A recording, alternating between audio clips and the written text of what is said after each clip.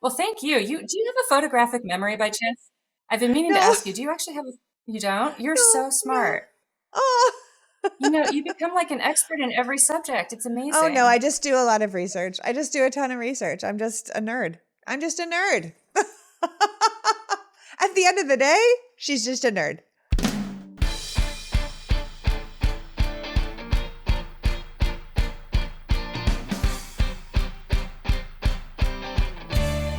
Hello, and welcome to the Politics Girl podcast. I'm your host, Lee McGowan. Let's get into it.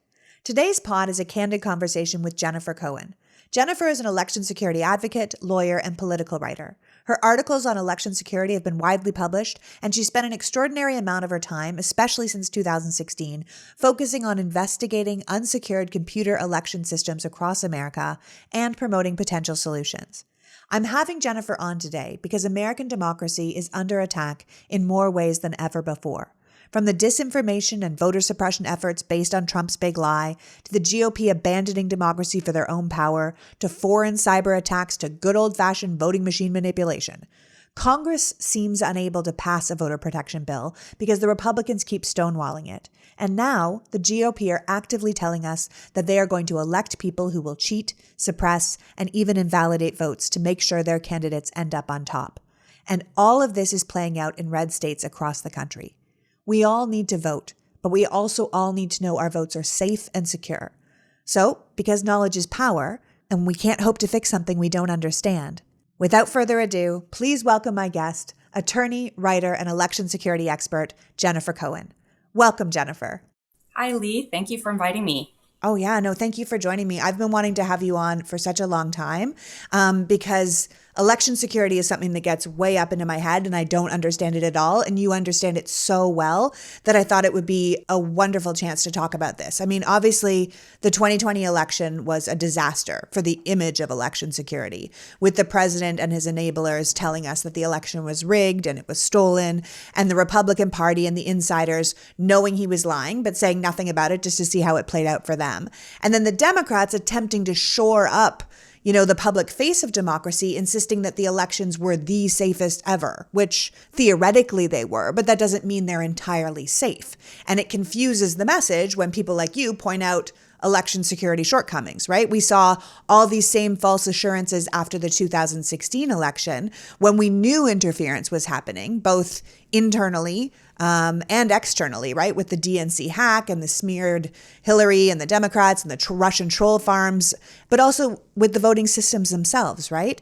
And so I feel like most of us don't really know what's going on with election security or the safety of our elections, except we now all have this vague sense that something's wrong. So could you do a Cliff Notes version for those of us who are just dialing into this issue? I'm happy to give it a try. What I would say, Thank you. yes. So at the current time, we're sort of in this potential democracy death spiral that I hope does Oh, not come to fruition and isn't actually fatal. But you said it quite well. The problem we have is that the Republican Party blocked Democratic efforts to secure our election system or to really improve election security before the 2020 election, and then had the audacity, after Trump lost the 2020 election, to combine the vulnerabilities that they refused to address, to combine those with a fire hose of falsehoods to persuade about 30% or maybe more of the country that the election was rigged against Trump. And the Democrats, in response, rather than pointing out that, well, wait a second, number one, vulnerabilities aren't proof of fraud. Number two, you're lying. Number three, you blocked election security legislation, GOP. Instead, they ran with this most secure election ever simplistic narrative, which really was misleading because even if it was the most secure election ever, it was a fairly low bar because the GOP blocked election security reform. And this has had sort of a trickle down effect, I think, in terms of anyone's ability, not just mine, to advocate for meaningful election security reform because the MAGA movement has no credibility. So all right, that's fine, put that aside. but you have people who actually do have credibility. And when left-leaning media, or at least not non-MAGA media, not crazy media, hears it, they tend to now really dismiss discussion of vulnerabilities as we're heading, real vulnerabilities as we're heading into 2022. Oh my God. Okay, so one of the things you're trying to say is if you boil down 2016, we lied about the system being too decentralized to allow the outcome to alter the election, right? We said, oh, it's too decentralized. It's in too many places. You couldn't possibly alter an election. That is You think definitely that's false. false? And there were a couple of talking points. That was one of the top two talking points. And Jay Johnson even admitted later that that was really not true, because we have swing states and really close election results in those swing states. So it would only take maybe, a few precincts in a few key counties in these swing states to change the results. And more than that, we have only a few mega vendors that control more than 80% of US election equipment, so that if either one was hacked or infiltrated, it could have a very outsized effect on the country. Right. So So, yes, and then, that was not true. okay, and then these mega groups that own 80% of the election equipment, a lot of them falsely claimed that their machines never connected to the internet, but that's also false, right? As to ES&S, it was false, or at least you could say misleading. They do connect to the internet. Well, a number of their systems, they won't say how many, now contain wireless modems in the precinct ballot scanner equipment. So this is just in-person voting.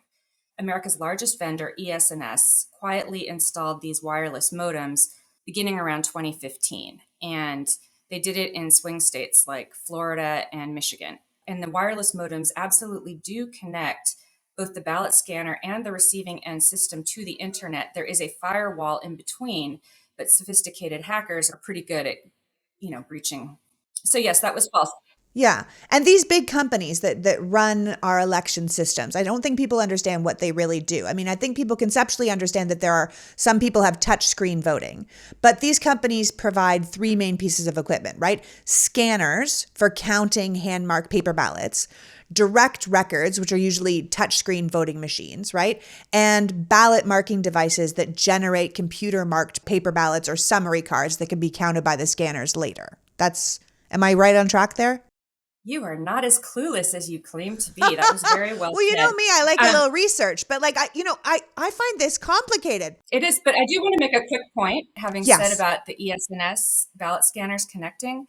Dominion Voting, the second largest voting machine vendor in the country, does sell modems with its ballot scanners, and the modems do connect to the internet, but at least I believe this to be the case, I'm pretty confident, they are not internal to the ballot scanner. So at least they're external. And that matters because if it's internal and a hacker actually breaches that modem, they can stay inside the ballot scanner and establish what's called persistent access, and then change official results, not just reported results. So Dominion, although no one should be using modems, and I don't mean to say that it's great that they're using modems, but at least they're external. It was ES&S that had them internal. No, and you know what? Yes, I want people to conceptually understand what these companies are providing people, that it's not just the machines, it's the things that scan the Sure. machines and it's the thing that mark the ballots. These are all pieces of election equipment. And there's more than that too. Then there is the election management system is considered, sort of the treasure chest if you were a hacker. And that is usually kept at the county level, like the county election office. In some states, they have it at the state level. And that's what then, let's just do in-person voting. You have one of these three types of systems that you mentioned. Then they take their results, they put them on cartridges, but some places modem those results to the county election office. So through the computer systems, through the internet. Right, through a cellular modem. Okay. But not everybody does this, and we shouldn't be doing this. Ultimately, though, those cartridges are also sent to the county later and become the official results. But what you hear on election night tends to be what's modemed. Got it. Okay. So you've pointed out that the entire system of democracy depends on public trust, right? This belief that however divided the country, the results of our elections themselves have integrity. So you see that this vulnerability of these voting equipments, this contrary to popular belief, all this equipment can actually be hacked, is deeply corrosive to our democracy, because this idea that the final counts of the votes themselves could be unreliable or could have been exposed to fraud makes us question the integrity of the whole system. So this is why you and other election experts are big advocates for hand-marked paper ballots, right? You think this is the most secure way to vote. Can you talk me through hand-marked paper ballots and what you mean when you say that? Yes. First, though, just a moment on transparency. It's a related concept to security, but there are divisions within the legitimate election security community as to how much transparency is good. And I tend to fall on the as much transparency as possible end of that spectrum. And most of the experts that I respect also tend to be transparency advocates. By transparency, a German court once explained that that means that the average citizen is able to observe and readily understand the processes used to both record your votes and to count your votes. So, in many Western democracies, they publicly hand count paper ballots that are marked by hand with a pen, hand marked paper ballots. That is a fairly transparent system. And in those countries, they're not nearly as vulnerable to what Trump did here, which is having a corrupt politician spread a big lie, because they are transparent. Those countries tend to have fairly simple ballots, not a lot on the ballots. America's ballots are much more complex than in those countries that are able to do this hand counting. And so in the US, we use equipment, but we should still use as little as possible, because any machine is by definition opaque, in the sense that the public can't see what's happening on the inside, and that can erode public trust even if an election is secure. That's why I think transparency matters. It is a matter of maintaining this public trust. So the least amount of equipment possible in terms of recording and counting your votes is the system you described. Hand-marked paper ballots simply means you're marking your ballot with a pen and paper. That's what hand-marked paper ballots means. In some ways, I kind of started the hashtag hand-marked paper ballots several years ago. I almost wish I had said pen and paper instead, because here's what happened. So their new touchscreen system on the market that you mentioned has largely replaced the old touchscreen systems that you also mentioned. The new ones are called ballot marking devices. And what they do is they replace the pen with a touchscreen machine. And then the touchscreen machine fills out your ballot for you and spits it out. And theoretically, the voter will review it and everything's hunky-dory. So theoretically, the voter would check what it spit out, right? Exactly. But there are a number of problems with these systems. Just number one, it's an unnecessary use of technology. And really, this is what I spent several years advocating against, because even before the experts came forward publicly and criticized these systems, when they conducted the tests that showed that most voters, like really truly the overwhelming majority of voters, don't check those printouts. No way. No one ever wants to believe it, but study after study has confirmed this. Even before they came forward, I was on these messaging groups on election security, and I saw that the experts were all very concerned about these systems, and they were being sold right then. And the concern was, well, we haven't studied them to be sure that they're going to be a problem, but we're worried they're going to be a problem. And I thought, well, isn't that enough to tell people, put the brakes on? But apparently it wasn't enough. And they tend to cost more than pen and paper systems, which may be the motivation for the vendors. I really don't know. One of the most infamous aspects of these new ballot marking devices has to do with the fact that these paper printouts, that they often call them paper ballots. That's why I wish I had said pen and paper to begin with. And so oftentimes I'll say, we need hand-marked paper ballots. And I cannot tell you how many replies I get saying, yay, paper ballots. Yes, paper ballots. They think the hand-marked is superfluous. Or they'll use sort of vendor lingo.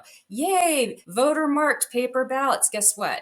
Voter marked also can mean these touchscreen systems. So you really have to either say hand marked or pen and paper to avoid them. But what they do that's so infamous, they've got all your selections down below in human readable text, fine and dandy. But right above it, they have either a barcode or a QR code, which is a type of barcode.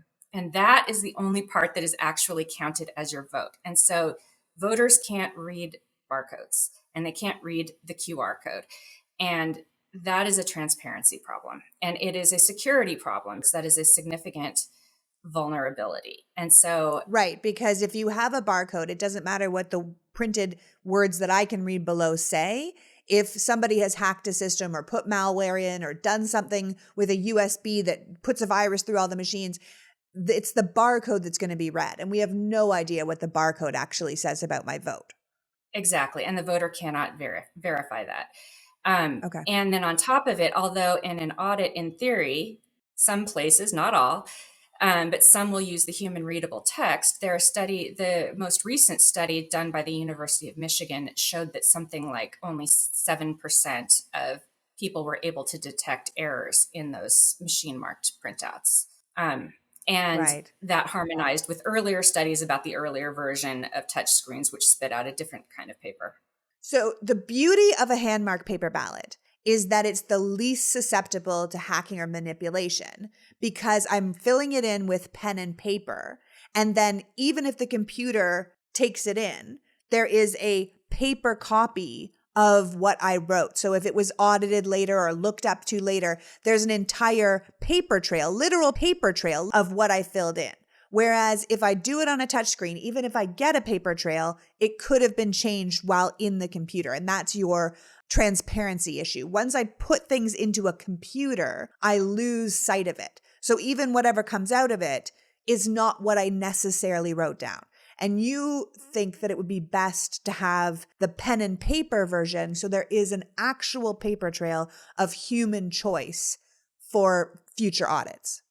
That's correct. And I would say that most highly respected IT election security experts agree with that, the independent ones. There are a number of election security experts who work for vendors or sell equipment themselves. Doesn't make them bad people, but it's harder to be unbiased. And they work for an election office that has made the bad decision to buy these systems. And then, they're an expert, but they're sort of a cheerleader for these systems. The barcode is kind of one of the easier things for people to understand, but honestly, there are so many other problems, regardless, even if they remove the barcodes. At a minimum, they are certainly at risk of breaking down. And you often have poll workers who are older people who aren't tech savvy, who don't know what to do when there's a glitch. And then, if that happens, there's a significant problem. They have to be activated. And though they're activated by, guess what, another computer, one that does connect to Wi-Fi or Bluetooth, called an electronic poll book. And that's often where we've seen problems in the few years that we've been using them. I really don't think we've had a good enough test run yet of these systems because there was so much vote by mail in the 2020 election. There will probably be less because of Republican efforts in 2022, and we may have a better idea then. But the breakdowns can be a very significant problem. Just screen freezes, miscalibration, meaning it's not aligned. So you meant to vote for, John Kerry and it showed Mickey Mouse. Every touchscreen has those types of issues.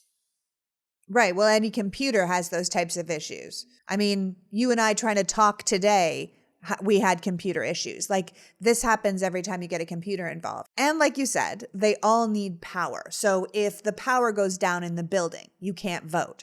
If the computer breaks, you can't vote. If you run out of people that can fix whatever's broken, you have one machine going and people can't vote and they leave or they take off. So right. Some states will say that they have paper ballots, but what they mean is they have these machine marked paper printouts from a ballot marking device. I do want to make a quick point, which is that these can be very useful systems for voters with disabilities. And initially, that's what ballot marking devices were meant for. The problem is when they are being sold and marketed for use by all voters as the primary voting system. yeah, you've tried to make it easier.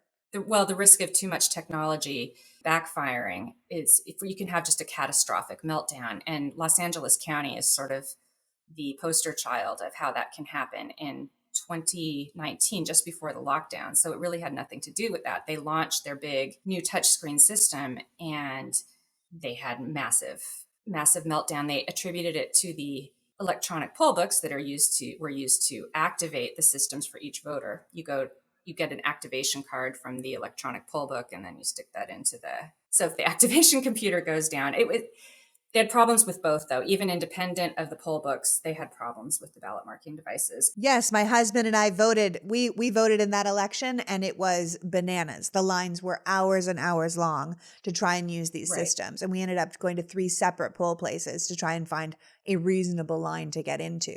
And that's That's the right. thing. These computers can take longer. They're more expensive. They're easier to hack. They're less secure. So why would anyone want to use them? Well, I think what happens is the vendors have representatives who, for years, again, really the top two are ES&S and Dominion, and then Hart is kind of a distant third at 10% of the market. But they develop relationships with election officials, and that's who the election officials listen to get advice about what they should buy. And they tend to recommend these touchscreen systems. More technology is better for the vendors because, in addition to selling the equipment, they get a lot of money from servicing and maintenance agreements. You just also get a lot more people with access to the systems, and that's really not what you want when you're trying to create a secure system. But when they break down, you do get, there can be conspiracy theories or legitimate concerns when they all break down. And for example, an African American precinct, nobody seems to, in between elections, people don't take long lines and breakdowns that seriously. But it's a serious thing. And it's a bit, but during the elections, they sure do. And you're going to have a lot more trouble. Like if you're using a touch screen to mark your ballot, you can't mark your ballot if the touch screen goes down. With hand marked paper ballot, pen and paper, even if the scanners go down, you can still vote. They can just be counted later, which will still create concern. Oh my God, the scanners are down, but you were able to cast your vote. And you would think that election officials would have adequate backup pen and paper systems in case touchscreens go down. But then why not just, number one, why not just use the pen and paper to begin with? And number two, they don't always. Like Los Angeles County, they use these military overseas ballots that only had a handful of the races. Maybe it was only the federal races or something. So Los Angeles has a lot of county races on there, and those were not on those. And then they ran out. So they tried to use, they ran out of ones that were in English. So they only had ones in Spanish. And it was just, Or Tagalog. yeah, it was a mess. And you really do have election officials not wanting to have these backup systems in place and even fighting in court to not have backup systems in place. It's really disconcerting. Very disconcerting. Now, where do mail-in ballots fit in that? Is a mail-in ballot considered a hand-marked paper ballot with a pen and paper? Because that's how I fill it out at home. It is. I vote by mail. I don't think there's any system that is foolproof. I think there will always be some degree of fraud, hopefully, in no matter what system is used. I just think there is. What you want to avoid, they call it retail fraud versus wholesale fraud. So retail kind of means like here and there on the ground, there may be a few things. Wholesale means, somebody invades ES&S and then they're able to change systems throughout the whole country, or it means that you can do it on like the entire county can be changed. The main concern I have with vote by mail is not what Trump was peddling, that all these fake ballots are being shipped in from China, or Roger Stone, who said they were coming from North Korea, because there's so many different ballot styles that would really not be able to make its way into the system without getting detected. What I'm more concerned about is problems with the voter registration system, switching people's addresses around, and then they don't get their ballots on time or at all in some places. And so, for example, in Los Angeles County, and I think that same election, something like 10,000 people didn't get their mail ballots on time. And they could theoretically, though, still go to a polling place. In some places, yes. In some places, it becomes complicated because it'll look like you already know you said you were going to vote by mail. You're not allowed to be here. I think in Los Angeles County, you were able to do that. So my advice is, if you vote by mail, I don't recommend against it. As I said, I vote by mail. I think probably it is better than voting on one of these touchscreen systems if that's what your county requires for all voters. So for example, if you live in Georgia, I would say vote by mail is better if the state is allowing it. I'm not sure where that has been left. But if you vote by mail, just get your ballot requested as early as possible so that if there are problems, you can find recourse. It is at least a hand-marked paper ballot. Which is one of the reasons we should have the ballots go to everybody's house without having to request it. I think that's one of the beauties of California is it just shows up If you're a registered voter, it just comes. You don't need to request it. You don't need to ask for it. It just arrives. And you can either vote by mail or show up at a polling place on voting day if that's how you would prefer to do it. Voting shouldn't be difficult. It's been deliberately made complicated so people won't vote. And that's one group of people trying to make it hard. I think that's right. I could throw you a curveball, but I don't think we want to go there right now. It's too complicated. Some of the efforts to make voting accessible, sometimes there is often a bump between those two and election security. So like Los Angeles County with these big vote centers, they sort of needed more technology because of the voting system model that they set up. And then that really bumps into election security and just electronic fallibility problems with making the system just too complex. Because as soon as you have a computer involved, it becomes a bit of a problem. You need a lot of computers if you're going to do these massive vote centers where everyone can vote anywhere. And it makes audits very difficult as well, as they discovered in Los Angeles County. Yeah, it's no easy answers, huh? That's a lot. Okay. Well, let's take a quick break to thank the people who made this episode possible. And we will be right back after this. So as you probably know by now, I'm doing my summer ads from Canada. I haven't traveled in 3 years because of the pandemic. And I have to tell you, I love to travel. Not just because my family lives in a different country, but because I think travel is one of the best things we can do with our lives. It reminds us that not everything is insular and happens in our own country. But there's this whole other world out there where we can experience and give ourselves perspective on how to be the best humans we can be. So I was excited when Base approached me. Base is a luggage company created by actress Shay Mitchell in order to make sleek, affordable bags, luggage, and accessories designed to help you travel effortlessly while still looking cool. The bags have everything you would want: 360-degree gliding wheels, cushion handles, built-in weight indicators, washable bags for your dirty clothes, and all the interior pockets you could ever hope to keep yourself organized. Their luggage is beautiful and comes in multiple sizes and colors. And for shorter trips, they have a weekend bag that's super functional and has a place to store your shoes completely separately. They're gorgeous. So whether you're packing up for a quick trip or looking to breeze through a security line, Base has you covered. Right now, Base is offering our listeners 15% off your first purchase by visiting basetravel.com/politicsgirl. That's Base, spelled BEIS, travel.com/politicsgirl. People always say, it's the journey, not the destination. But getting somewhere effortlessly is what Base luggage bags were made for. Trust me, take a look. You're going to love them. That's basetravel.com/politicsgirl. Politics Girl has a new sponsor, ClickUp. ClickUp is a productivity platform that promises to save you 1 day a week of work, and they guarantee it. Now, I haven't tried this yet, but I am intrigued. Save me 1 day a week in work productivity? God knows I could use that. Couldn't we all? ClickUp began with the premise that productivity was broken, that there were too many tools to keep track of, too many things to navigate between. They believe there has to be a more productive way to get through your day. ClickUp is the one tool that houses all your tasks, projects, documents, goals, spreadsheets, everything you need. And ClickUp is built for teams from 1 to over 1,000. Whether you're in project management, engineering, sales, marketing, HR, ClickUp wants to make sure your work environment is more efficient. Over 800,000 highly productive teams are already using ClickUp today.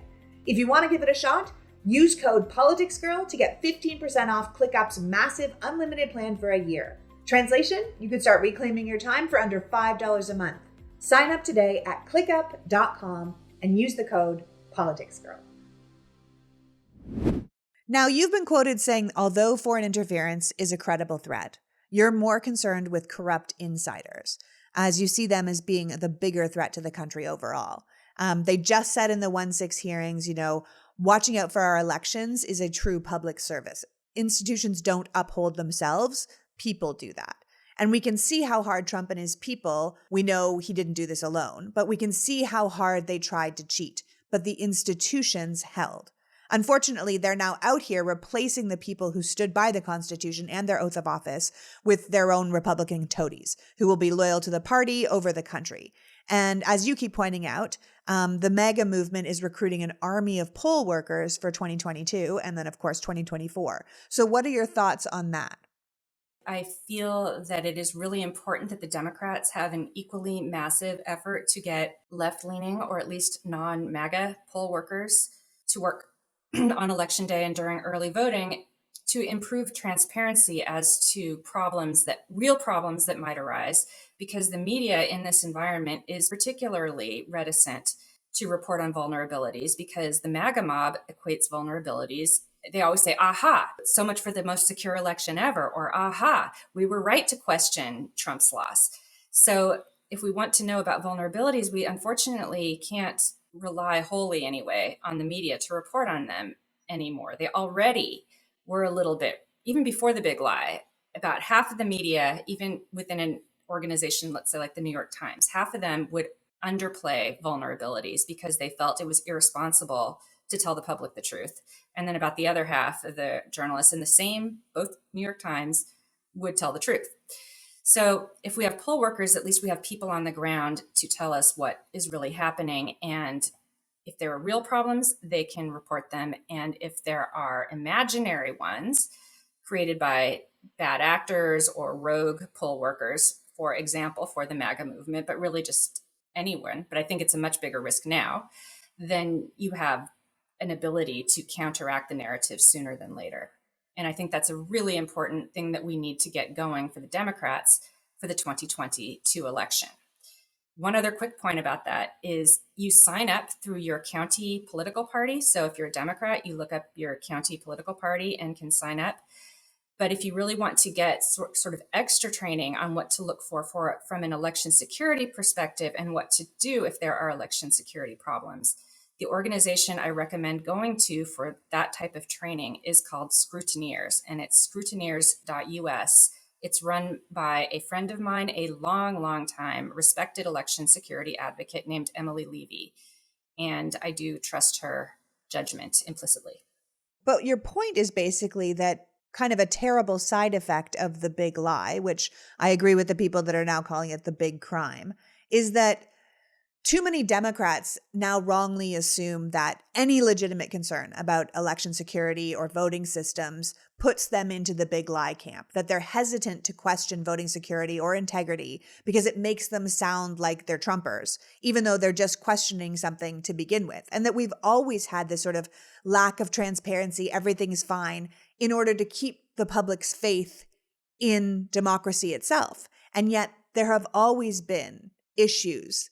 And now there just are more because we keep adding more electronics and bad actors to the scene. So you don't want people to equate people who are legitimately questioning where there might be problems and people who are trying to undermine the election systems themselves for their own power. You don't want people to conjoin the two.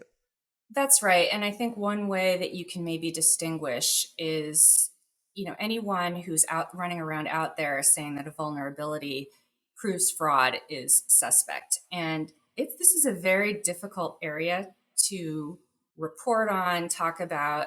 You really need to look for people with as much integrity as possible. And that means people who will correct errors when they make them. And if someone does not correct their error publicly and apologize for it, that is a huge red flag. So for example, in Pennsylvania, Senator Doug Mastriano, a little bit after the election, I think, in November of 2020, he put out a tweet, and in the tweet, he switched some of the data, the voting data for Pennsylvania, between the primary and the general election to create the false impression that more than 1 million mail ballots had been returned than were sent out. And that was debunked. Rudy Giuliani also pushed this lie, and it was referenced even in the disbarment papers that Rudy Giuliani received. And neither of them, to my knowledge, has ever apologized. And not only that, Mastriano's tweet is still up. It got 40,000 retweets. I just checked it today. And he's running to be the governor of Pennsylvania on an election integrity platform, so I would say that is someone you can't trust. When they put something out there and it's been corrected and debunked and they leave it there, that is someone you should not be listening to. I would say that is the whole Republican Party. I mean, they put out the big lie out there and it has been thoroughly debunked, and no one has apologize for spinning that. In fact, they created 450 new voter suppression laws based on that lie. And they haven't said, oh, whoops, it's very clear that he lied about it and knew that he lied about it and knew that he didn't win. We're going to back up all these laws we made based on that lie. They're all perfectly happy to keep all of those laws on the books, even though they Right. created it based on a lie. I think that's almost everyone. Mastriano and Rudy Giuliani are their own problem. And Pennsylvania really needs to hold it together on that one, because I think that if we're looking at any sort of realistic 24 election, we have to be very careful that people like Mastriano aren't in charge, because he's already said the Republican wins, red team wins. Right. He wants to appoint a new Secretary of State who's a big lie proponent. Yeah. The other thing I wanted to say, I can give you the names that I trust on election security, but it is incredibly difficult now, and I will explain why, to know who to believe on this stuff. So another unfortunate side effect of the big lie is that some of the election officials who have made bad election security decisions, and those decisions are still having an impact. They haven't been reversed or anything. A few of them are being hailed as heroes for pushing against the big lie. And that has really made it very, very difficult to help the country understand where improvements need to be made, because effective advocacy often requires that you tell the public who specifically is making these bad decisions. But those people receive death threats based on lies told by the MAGA movement. And it has put advocacy into really a very untenable situation. So, for example, in Michigan, they still have wireless modems in their systems. The real forefront of the advocacy for hand-marked paper ballots, guess where that is? State of Georgia. Yes, the Georgia Secretary of State, Georgia was the first state to use paperless touchscreen systems statewide. And Georgia, despite all election security experts that were independent recommending against it, insisted on buying these ballot marking devices, these touchscreen systems. And probably the best election security advocate in the country had it very well positioned to be required that they dump that system for hand-marked paper ballots. But the big lie has really, really made it difficult, because nobody wants to criticize Raffensperger. Understandably, he stood up to Trump. This was the in-person voting system, by the way, not the vote by mail system, which is where Trump seems to think that he doesn't actually really think this, in my opinion, but he really demonized vote by mail. This is the in-person system where they bought these QR code, barcode voting systems. And that doesn't make Raffensperger a fraud. It doesn't mean he's committing fraud, but he did make a bad decision. And he was getting a lot of heat for it. No violence suggested, but violence is so implicit now in the MAGA movement that, people see if you were to call out an election official for a bad decision, they'll assume that you're crazy or a conspiracy theorist or a part of the MAGA movement. And it just makes it very difficult to make progress. Yeah. And it's happening all over the country, right? Like, we just had the New York Board of Elections ready to approve new voting machines that you think are particularly vulnerable to cyber attacks. And they've been New York's been a state that's been very pen and paper for a long time. And Exactly. a Democrat put in a bill that said, hey, we can't have these machines. And another Democrat seconded it. And then a bunch of other Democrats stopped the bill from going through. And that's a real And the problem, because they NAACP. think they're standing up. Yeah. And the NAACP, they're up there thinking they're standing up for voter security, where really they're actually getting in the way of voter security. And I think that's happening all over the country. Can you speak to that just a little bit? Well, right. So the system, New York has been a pen and paper system, and they managed to keep touchscreens out of the state, the old systems. But the new one, in particular, the Express Vote, I think it's the XL that they're trying to put in there, get in New York. I think that was the one. And really, Yeah, it's the Express Vote even, XL voting machine. yeah, even election security experts with whom I have butt heads, because they're security experts, they're not as into transparency as I am. They think I am too out there talking about vulnerabilities. They say quietly that, yeah, the XL is junk. I mean, it's really, everyone agrees that that's a junk system. And New York there was a bill, actually, I think the bill was to ban them. And I think half of Democrats voted with the bill to ban them. I think they even got some Republicans, although only a few. And then the NAACP and the ES&S lobbyists and others managed to kill the bill. So I think that, yes, that now people tend to think that anyone advocating for election security is helping the big lie, and they want to shoot it down. But we actually have legitimate concerns. So the legislation that the GOP blocked before the 2020 election would have banned most of these ballot marking devices, anything that put votes into barcodes. That would have been banned under the SAFE Act. It also would have banned internet connectivity and remote access to voting systems. But now, yeah, I think because the Democrats went with this most secure election ever narrative, it has created a feeling that our system is now secure. When it's probably better than it used to be, but it's certainly got a ways to go. Could we use this new Republican line that we don't trust the machines, we don't trust these accounts? Could we use that to our benefit to make elections more secure overall? I mean, one thing we haven't talked about is there actually are quite a lot of safeguards to our elections. You know, you were just talking about Raffensperger, and he was just pointing out those UPC symbols make each ballot unique. So that at least blows a hole in the people voting twice thing. And there's so many election workers that have the country's best interest at heart, and there's checks and there's double checks. What are the good things about the system? What are the things that we should be trying to support moving forward? Because obviously we need to watch out for a lot of electronic trouble. We need to look out for hacking. We need to look out for malware. We need to look out for, mega poll workers trying to undermine voting. But like, what does work? What is working? Because I want to encourage people like we just saw Ms. Meeks and Lady Ruby, these types that want to be part of the election process, that want to help, that want to make sure our elections are secure. I don't want people to think that the whole system is just broken. So what is working that we should keep up? I think the most of the country does use pen and paper. So that is the good news. Good. Right there. I mean, that's probably the best thing that I can say. There was a move to make sure that audits are meaningful.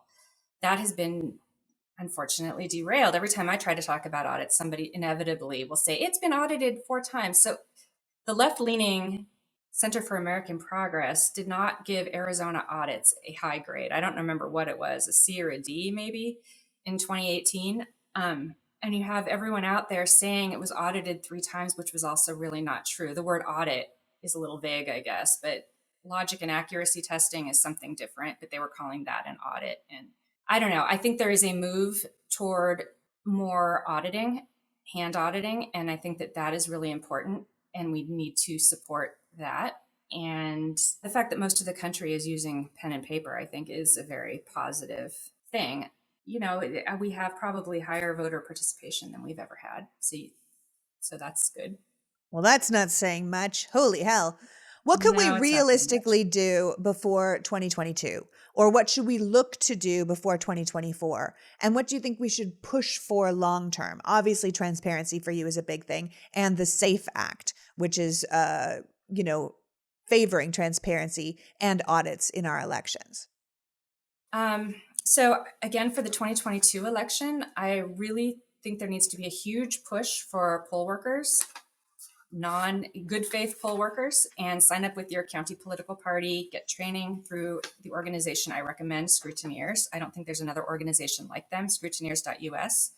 I do want to say, if you vote in person, bringing a completed sample ballot with you, I think is really important. And that's whether you use a touchscreen or not. If you've already reviewed all of the selections before you get there, it can really speed up the process. But in particular, if you're voting on a touchscreen, that study that I mentioned, which showed that most people don't notice errors on the printouts, the only thing that really improved that was if they had something like a completed sample ballot with them to compare to the printout. So definitely bring your completed sample ballot with you if you vote in person. If you vote by mail, request your mail ballot immediately and follow the instructions to a T. Things that to you might seem like not a big deal or technical difficulties can get your ballot tossed. Know the number of the Election Protection Hotline, which is 1-866 Our Vote. So if you have problems voting, they can help you. I think it's really important for Democrats in the 2020 election, Democratic voters, to encourage the leadership not to just concede highly unexpected losses. If there are some races that are really unexpected, They should try to not go out and say this is fraud, right? But just do some due diligence, because experts say unless you actually do a meaningful manual audit or a full manual recount, there is no way to really know for sure if the result is accurate. So I don't want Democrats giving away our democracy without some due diligence there. I'd say that going forward, you mentioned the SAFE Act that was introduced by Ron Wyden. That's the bill I keep mentioning that the GOP killed. I do think we had an opportunity. I think we had one. Hopefully we'll still have one. I think we should have done a standalone election security bill, even just a standalone auditing bill. Since the Republicans were all audit, maybe we should have called their bluff on it. I pretty much, via my Twitter account, begged the Democratic leadership to do that, but they only went with the omnibus bill and didn't break anything out. So SAFE Act is just on election security. There has been a recent trend toward internet voting. I don't necessarily know the ins and outs of that, but Susan Greenhalgh, who works for Free Speech for People, a long time, I would say she's an election security expert in addition to being an advocate. She's on Twitter, Susan Greenhalgh, GreenHalgh. You can follow her for updates on that. And also, if touchscreens are coming to your town, I would push back on those.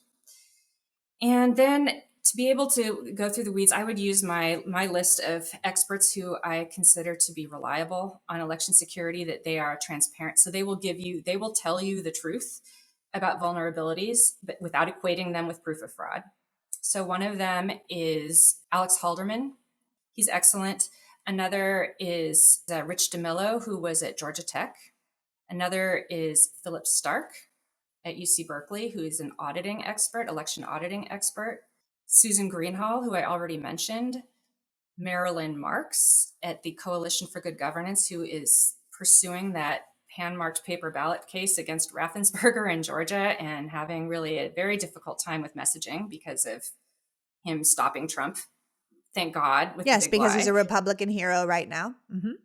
Right, because he's a Republican hero right now. And not all of these, most of these people do post on Twitter, but not necessarily that often. So if you're Googling for articles and things on election security, I think if you see their names, what they say, you can pretty much take to the bank. If people want to follow you to know your insight or get connections to some of these people you think are experts, what's the best way to follow you? I am on Twitter mostly every day at Jenny Cohn 1, JENNYCOHN1. There's no E in my last name. I'm also on Medium, where I've been working on a series about Roger Stone because he was a big proponent of the big lie. But Twitter is usually the easiest to find me. I think most people just look at the system like, why is it so difficult? You know, we have this encryption on our phones that is so hard to get into that even the FBI can't access my phone unless Apple gives them the code. We have this level of security like face scans and all these things. It just feels like for a fraction of the cost of, say, a military stealth bomber, we should be investing in auditing at least every swing state, but if not every state. You know, if you're going to get audited, you say you're definitely going to get audited if you're one of these 6 states. And then we're going to pick 5 extra states and we're going to audit them. And we can randomly choose that. And maybe for the next 10 years, 12 years, we do it at every election so people start to feel faith in the system again. Because I think you've given so many good ideas about what we should do as voters to feel safe. But I think we also need to put pressure on our representatives to make sure they have the voters feel safe. Because I think the Democrats have spent a really long time trying to make us feel confident in the system to the detriment of themselves. And I think that we need to have focus that you can be critical of a system while still upholding a system, especially when the other side is trying to tear the system down. So thank you so much for joining me today, Jennifer. I have to say, I've been reading your stuff for a really long time, but it's really helpful to have someone come and really talk to you about a complicated issue. So thank you for taking the time to do it. I really appreciate your asking. Thank you. It was fun. So that was Jennifer Cohen, election security advocate, lawyer, and political writer. I think the bottom line is we want to be able to walk away from our elections truly knowing that the election was legitimately won or lost. Voters must demand and Congress must pass comprehensive election security legislation, or at the very least, a standalone audit bill. These false assurances that the election was secure or the safest ever will no longer suffice, especially when we know that one side is all in for cheating. If lawmakers want us to believe in the integrity of America's elections, then they must take steps to make sure the system is secure. There will always be fraud. As long as people are involved, some corruption will happen. We just have to make sure it's as difficult as possible. I'd like to thank Jennifer Cohen for joining us today and you for caring enough about democracy to be here. Until next week, PG out. The Politics Girl podcast is written and performed by me, Lee McGowan, in partnership with the Midas Media Network, and produced and edited by Happy Warrior Entertainment. All rights reserved.